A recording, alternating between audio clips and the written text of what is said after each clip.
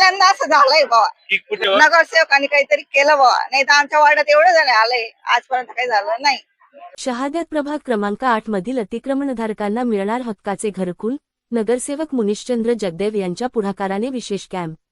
निवडणुकीपूर्वी दिलेले आश्वासन पूर्ण करत शहादा नगरपालिकेच्या प्रभाग क्रमांक 8 मधील भाजपाचे नगरसेवक श्री मुनीशचंद्र बापूजी जगदेव यांनी प्रभागातील नागरिकांसाठी एक महत्त्वपूर्ण पाऊल उचलले आहे. निवडणुकीच्या प्रचारादरम्यान त्यांनी घरकुल योजनेपासून वंचित असलेल्या नागरिकांना हक्काचे घर मिळवून देण्याचे आश्वासन दिले होते.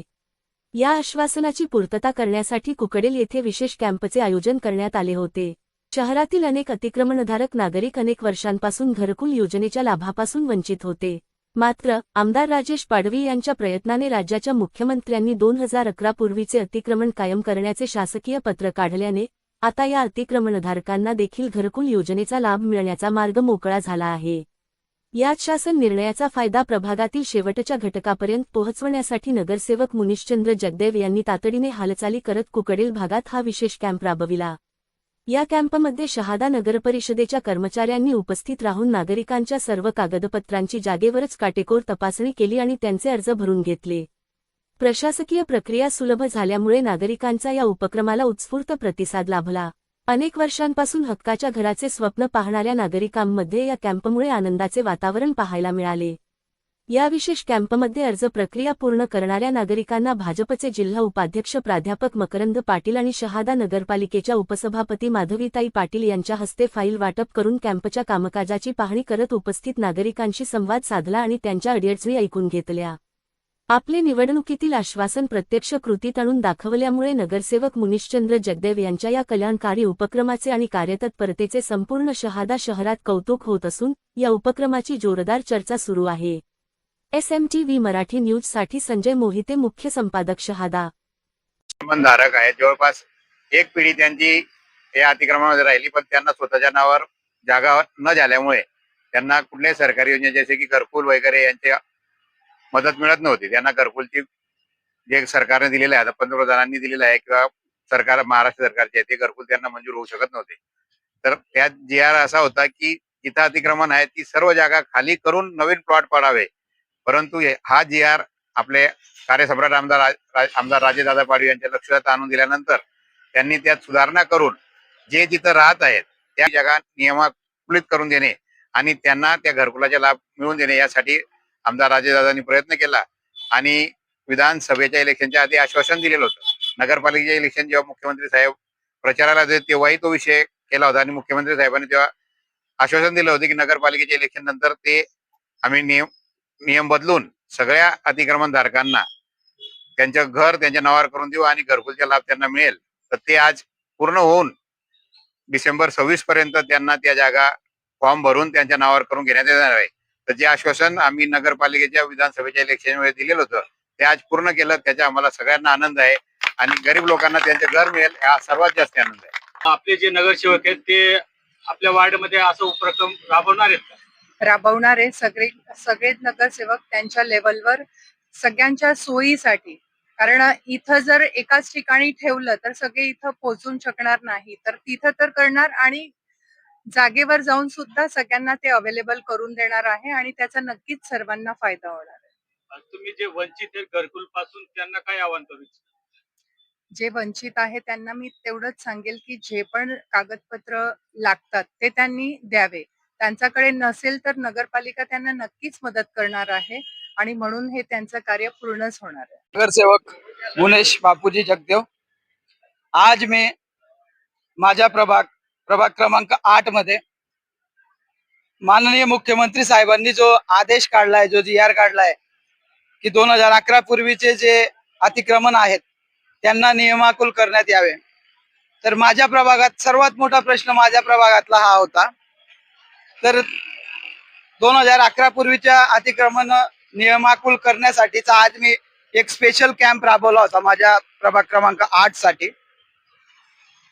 आमच्या प्रभागातील जे माझा जो कुकडेल परिसर आहे तेथील हा सगळ्यात मोठा जिव्हाळ्याचा प्रश्न आहे. माझ्या प्रभागात जवळपास 300 ते 400 घर असं आहेत जे वर्षानुवर्ष जवळपास 1960 पासूनचे रहिवासी असून तिसऱ्या पिढ्या आल्या आहेत. घरं त्यांची, नावं त्यांची, सर्व शासनाच्या सर्व सुविधा घेत आहे, पण घर त्यांच्या नावावर नव्हतं. पण मी आभार मानतो, विशेष म्हणजे कार्यसम्राट आमदार राजेश दादा पाडवी, आमचे आदरणीय पितृतुल्य मकरंद साहेब, आदरणीय दीपक बापू साहेब, आदरणीय विजूभाऊ चौधरी, आदरणीय जिल्हाध्यक्ष निलेश भाऊ माडी, या सर्वांच्या प्रयत्नांमुळे आज आम्हाला हा आनंदाचा दिवस पाहायला मिळतो आहे. प्रभागातील नागरिकांना आश्वासन देऊ इच्छितो की मी निवडणुकीपूर्वी जो तुम्हाला शब्द दिला होता तो मी पाळला आहे.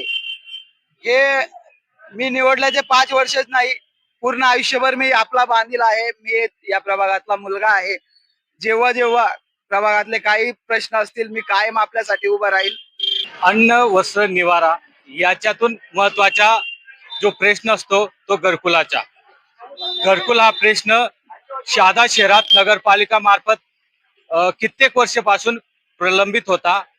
तर ज्या प्रभाग क्रमांक 8 आहे, क्रमांक 8 मधील जे नगरसेवक निवडून आलेले आहेत, मुनीश दादा जगदेव यांनी जे आश्वासन दिलेलं होतं महिलांना निवडणुकीच्या अगोदर की मी तुम्हाला जो महत्वाचा तुमचा प्रश्न आहे घरकुलाचा ते माझ्या खरोखर प्रयत्न करेल. तर आज कुठंतरी हे साध्य होताना दिसतंय.